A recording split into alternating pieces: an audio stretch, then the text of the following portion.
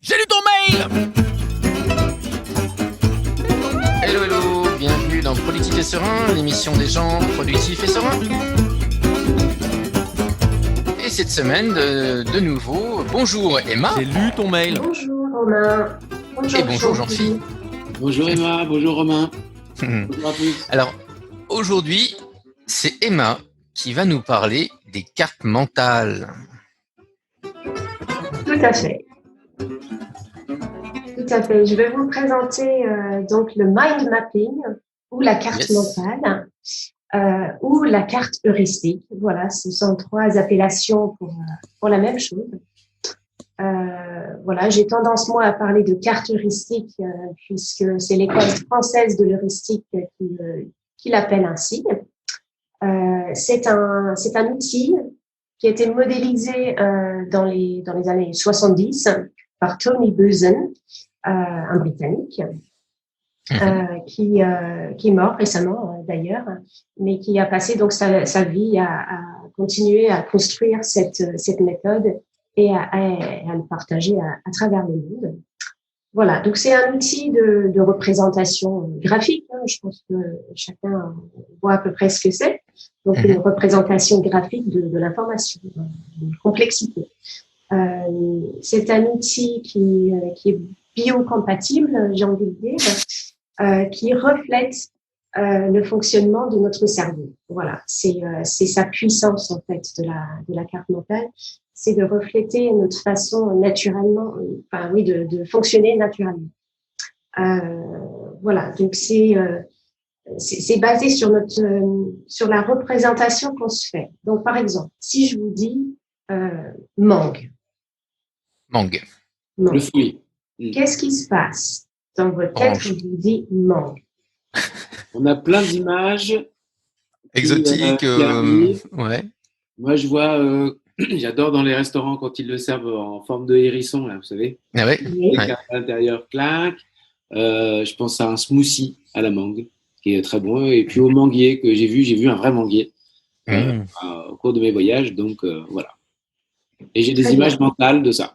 Voilà, c'est ça. C'est-à-dire que ce qui se passe, peu importe le mot, j'ai pris mangue parce que c'est effectivement assez évocateur, mais quand on pense à un mot, il y a un concept derrière. Il y a pas les lettres M-A-N-G qui arrivent dans la tête. C'est pas ça la représentation mentale.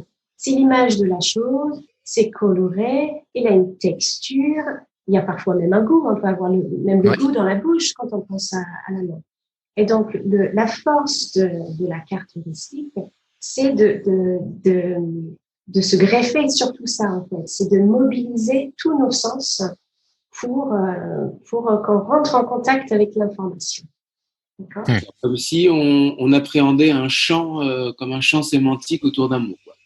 Ça peut être ça, voilà, exactement. On prend le mot dans tout son sens, dans toute dans toutes ses formes, si on peut dire.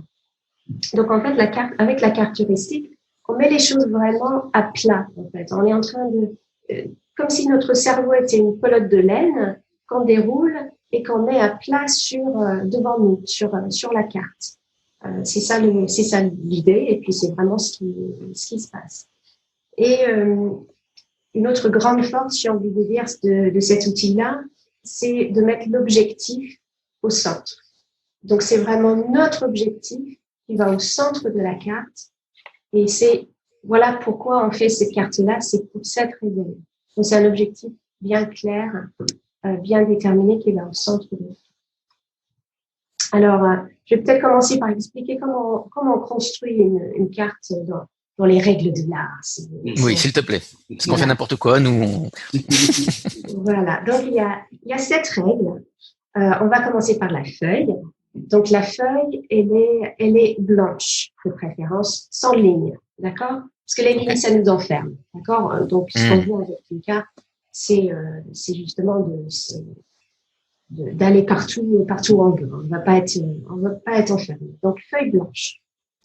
De préférence en forme paysage, tout simplement parce que nos yeux sont côte à côte et pas l'un au-dessus de l'autre. Je n'avais jamais pensé à ça. Voilà, en termes de visu, voilà, c'est plus confortable tout simplement pour nous êtres humains. Ensuite, le cœur, donc souvent un petit nuage, hein, c'est souvent une forme floue pour que justement on puisse en sortir, d'accord? Au centre de la feuille. Au centre de la feuille, vraiment, physiquement au centre de la feuille, avec une formulation positive, voilà. Ok. Donc, je suis non-fumeur, par exemple, au lieu de dire j'ai envie d'arrêter de fumer. Voilà, c'est quelque chose d'affirmatif. Voilà. Et donc, c'est notre objectif toujours qui va dans le cœur. Ensuite, les branches. Les branches sont organiques. On parle souvent de ramifier. C'est vraiment, Comme un arbre ou une racine. Voilà. Et plus il y a de courbes, mieux c'est. On évite les lignes droites. Ensuite, les mots. Il y a un mot par branche. D'accord? Clairement énoncé. Bien lisible. Les branches sont à 45 degrés. Pas plus, parce qu'on évite la verticalité, c'est difficile à lire. D'accord. Donc, tout ça, c'est pour faciliter la lecture de la chose. On utilise la couleur pour bien rendre la chose lisible. Assez souvent, c'est une couleur par branche. Et on rajoute des pictogrammes. Les pictogrammes, on n'a pas besoin de savoir dessiner, mais on se met des petits dessins pour, comme des petites clés d'accès à l'information. Donc, les pictos, c'est ce qui va nous éclairer, en fait. Hein, qui va, tiens, ça, c'est ça, voilà. Comme des panneaux sur la route, etc. Des choses simples qui vont directement à notre mémoire. D'accord? Très évocateur. Et ensuite, le matériel. D'accord? Le matériel qu'on utilise pour faire une carte, quand on la fait à la main, il faut que ce matériel soit agréable à utiliser. Il faut qu'il y ait une notion de plaisir dans tout ça pour que voilà, la réalisation sera meilleure quand on a plaisir à prendre nos feutres, etc. Voilà les 7 règles d'or pour construire une belle carte mentale à la main. Alors, pourquoi on va faire une carte mentale? Voilà. D'abord... Juste avant le pourquoi, tu préfères que je te pose des questions maintenant ou que je garde tout pour la fin? Vas-y, oui. Oui, j'avais une remarque déjà. Je ne pensais pas que les pictos, ça faisait partie des règles de l'art de la chose. Si. Ok. Est-ce que je pourrais mettre le picto sans forcément un mot? Oui, si ça suffit, si le picto suffit à lui-même, oui, on peut. En général, on fait les deux. La combinaison des deux est encore plus productive, j'ai envie de dire. Parce que j'aime bien l'idée, effectivement, d'avoir un visuel qui symbolique, quoi, presque. Qui va me permettre d'avoir quelque chose qui m'aurait pris beaucoup de temps à écrire, mais d'avoir finalement l'idée, le symbole. Un picto, c'est un symbole, en fait. Et alors, le mot, il me renseigne sur quelque chose que je dois faire par rapport à l'objectif, mais le picto, il me renseigne sur quoi alors? Il représente ce mot-là ou ce concept-là. Parce que souvent, on met qu'un mot, mais il y a toute une phrase derrière, il y a toute une idée qui est derrière. Et qu'on résume avec un mot, et le picto va nous aider à résumer aussi cette idée-là. D'accord. Et c'est vraiment, j'aime bien toujours dire que c'est une clé d'accès à l'information. Voilà, c'est tout de suite, comme ton image de mangue que tu avais, c'est ça qui donne accès à voilà comment ça s'écrit mangue et comment je me sens quand je vois une mangue sous forme de hérisson, etc. C'est l'image qui donne l'accès. C'est la porte, quoi. Ça va? Ouais. Oui. Donc, je continue sur pourquoi utiliser une carte. Donc, première chose, pour organiser ses idées. D'accord? Donc, je reprends l'image de pelote de laine. Quand on a une complexité, quelque chose à démêler, par exemple. Voilà. Donc, c'était une façon de mettre le pourquoi au milieu, le sujet, et ensuite d'explorer. D'accord? Donc, quand on commence une recherche, par exemple, sur un thème, on va mettre le thème au milieu, et puis l'exploration va se ramifier autour, on va mettre ses idées un peu n'importe comment dans un premier temps, et ensuite les organiser. Ça, c'est pas du tout interdit de faire une carte brouillard et puis ensuite de faire des branches. Ensuite, on peut organiser nos actions. Moi, mes listes GTD, par exemple, je les organise avec les cartes heuristiques. C'est très, très utile pour tout ce qui est questionnement. Donc, il y a une carte toute faite, d'ailleurs, une carte de questionnement qu'on utilise assez souvent, qui est le comment, le pourquoi, le quand, etc. Et ça aide quasiment dans beaucoup de situations, en fait, pour faire le tour d'un sujet, en fait. Que ce soit un article de presse à écrire, quelque chose de... une dissertation, un mémoire, etc. À commencer par cette carte-là, ça aide déjà à poser les choses. On peut préparer un entretien, quel que soit l'entretien, pas forcément un entretien d'embauche. Ça peut être juste les notes qu'on a prises pour la prochaine fois qu'on voit cette personne-là aborder tel ou tel sujet avec cette personne, avoir une carte heuristique. Ça aide à explorer toutes les facettes, en fait, de faire vraiment le tour de la question physiquement. Planifier un projet. Ça, c'est plusieurs utilisations de la carte heuristique.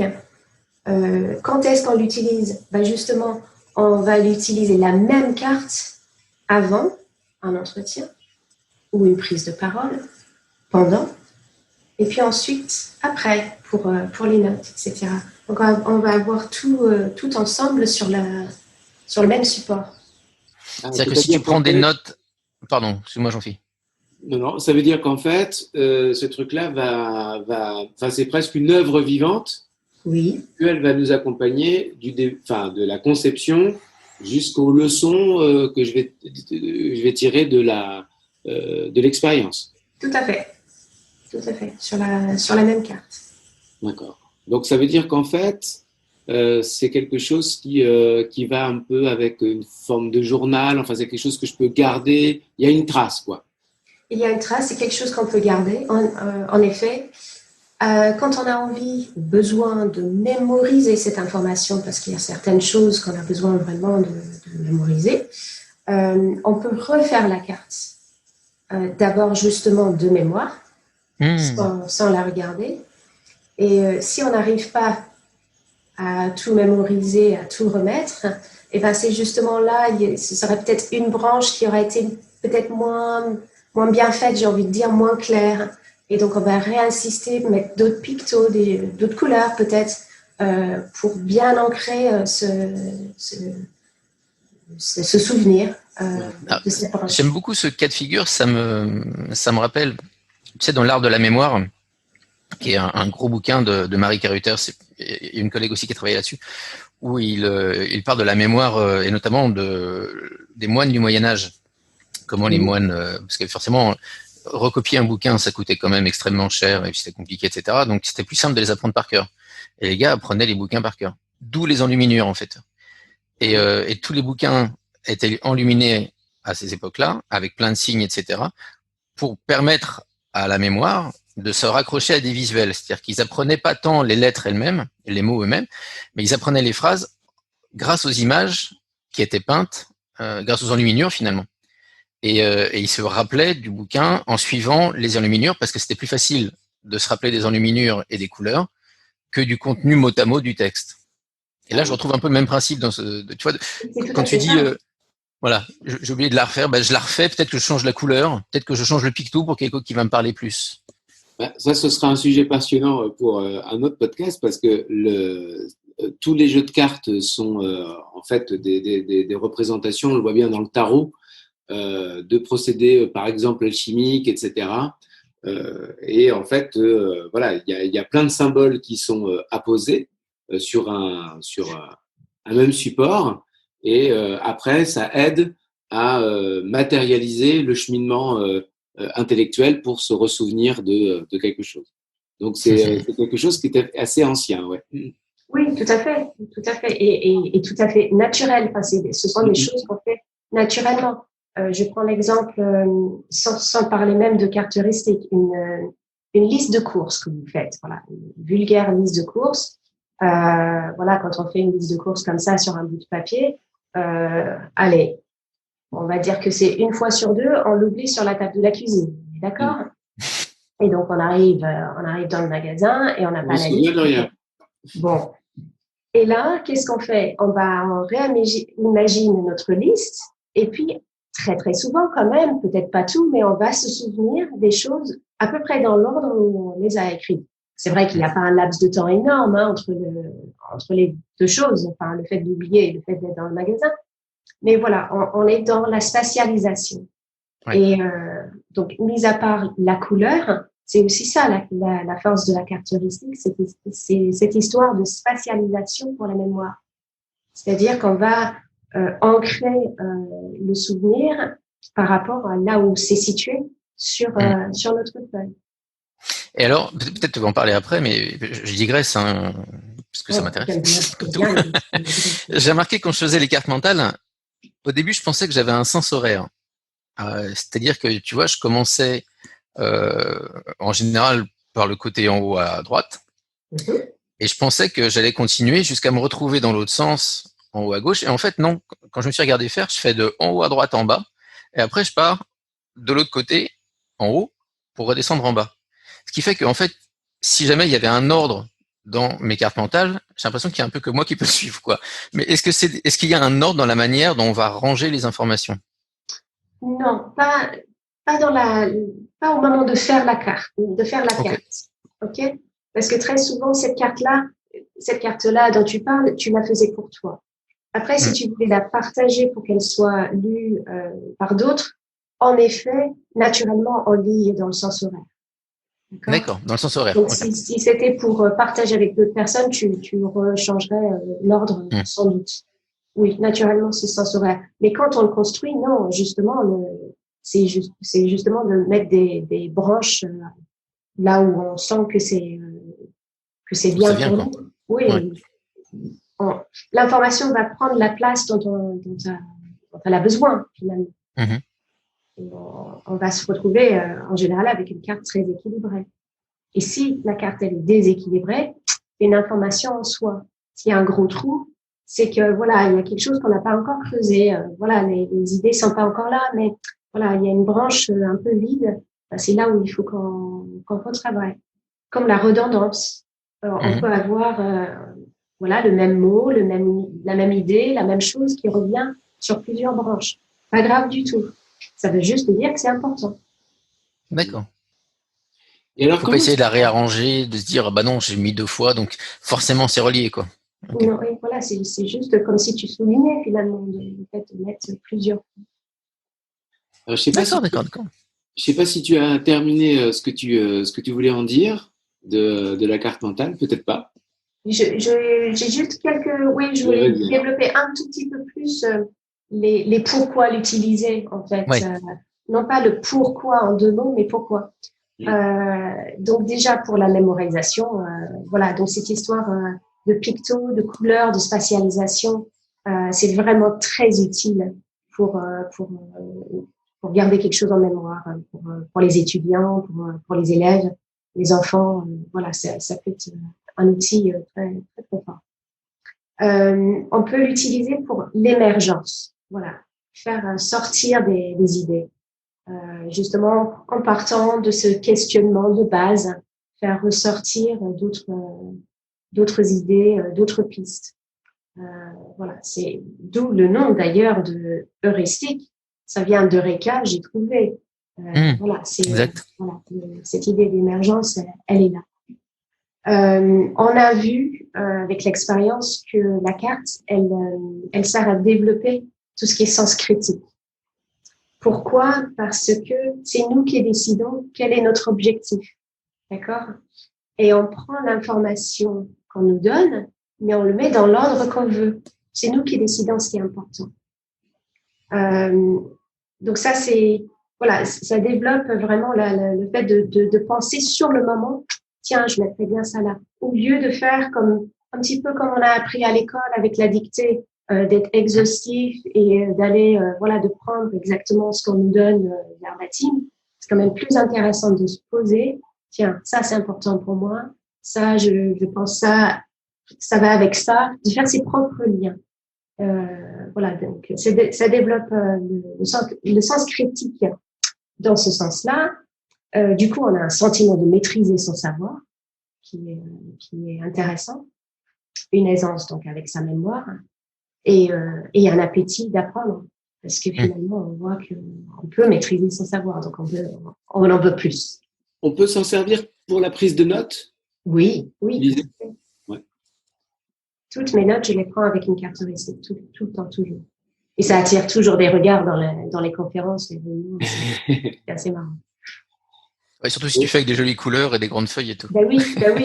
Déjà de sortir des feutres, ça Oui. attire l'attention. Oui. Et alors, est-ce qu'on peut s'en servir comme suivi de quelque chose? Tu parlais que ça pouvait s'inscrire dans le temps est-ce que toi, tu l'utilises par exemple comme suivi de projet ou chose comme ça? Oui, je l'utilise dans ce sens-là, mais du coup, c'est pas des cartes faites main.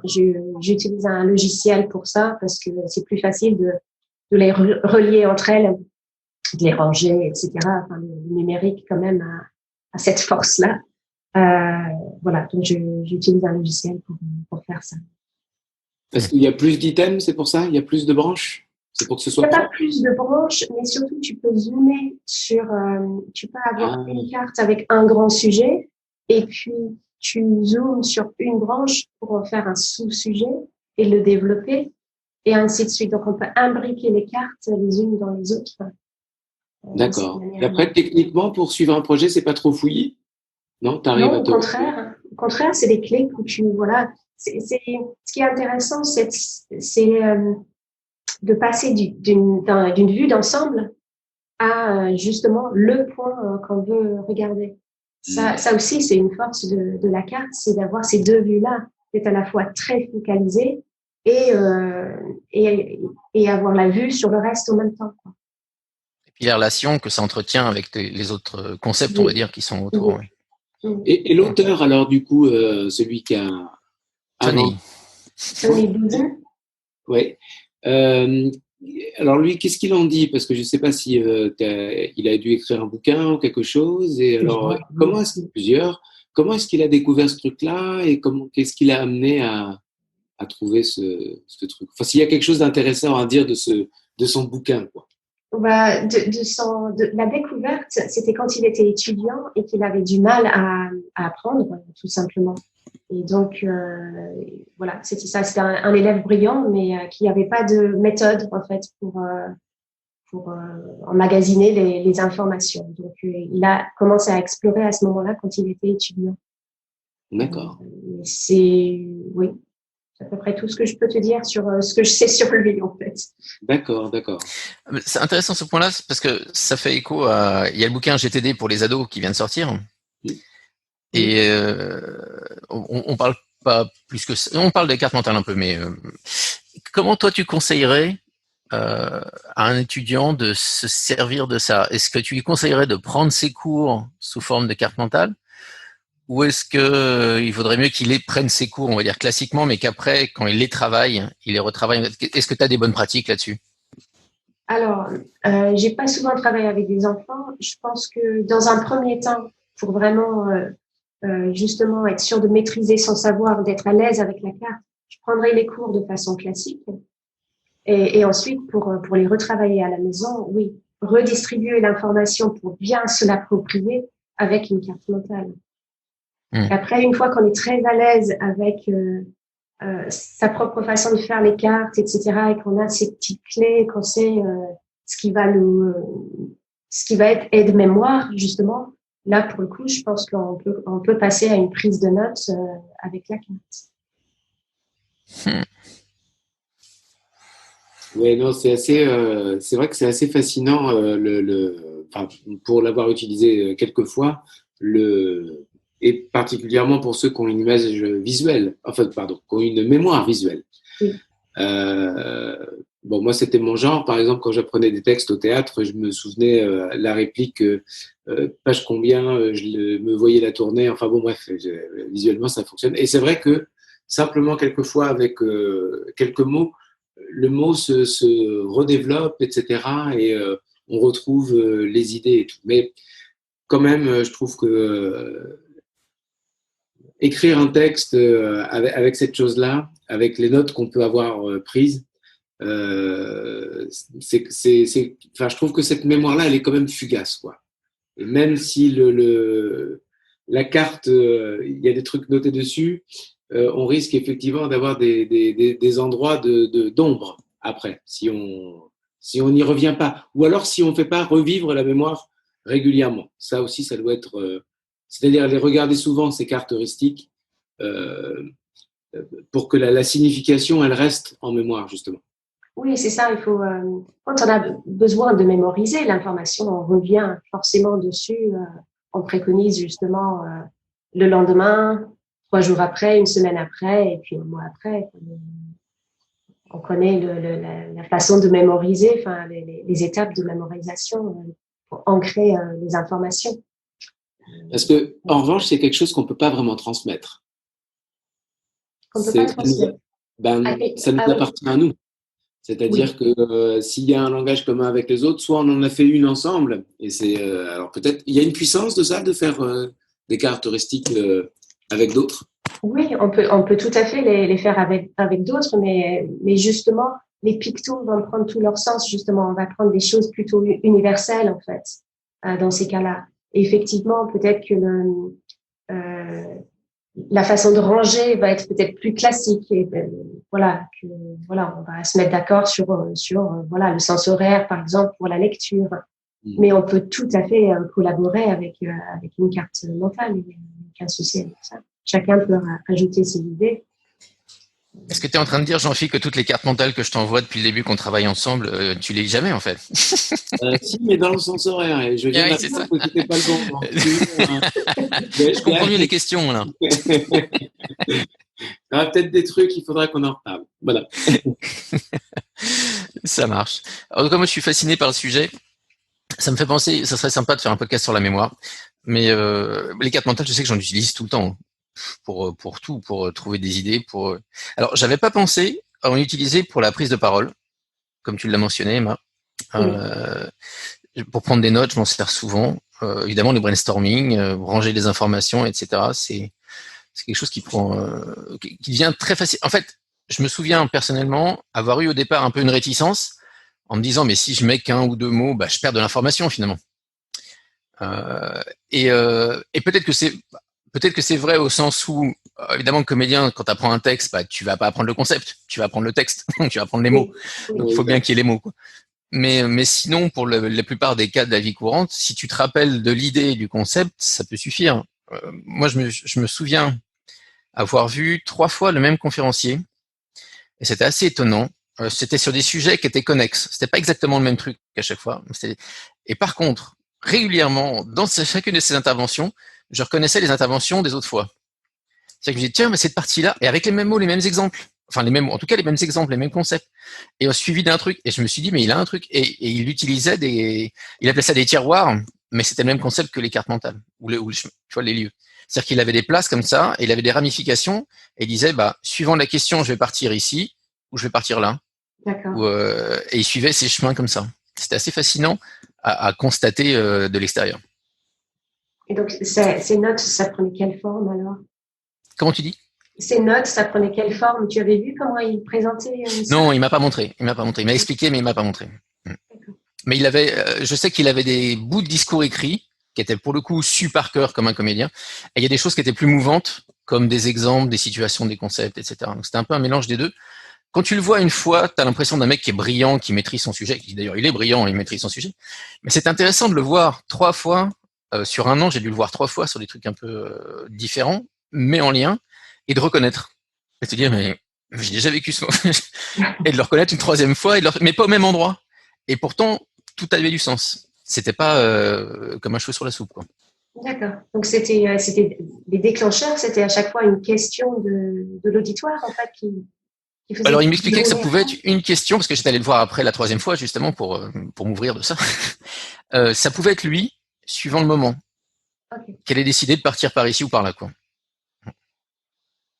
C'est intéressant. Mais je pense que c'est le même principe pour moi, c'est le même principe en fait. Il développe une branche plus ou moins suivant les besoins quoi, du C'est moment.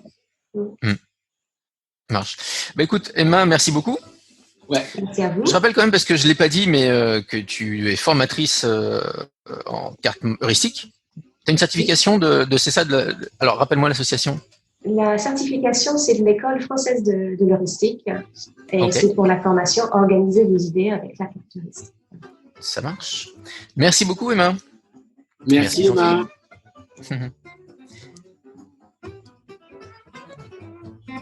Eh ben, Productif et Serein, c'est fini pour aujourd'hui. On espère vous retrouver sur le forum prochainement pour échanger au sujet de ce passionnant sujet des cartes mentales, parce qu'il y a vraiment énormément de choses à dire dessus et à continuer. Et puis on retrouve, j'espère la semaine prochaine, pour un autre épisode. À bientôt. À bientôt. À bientôt.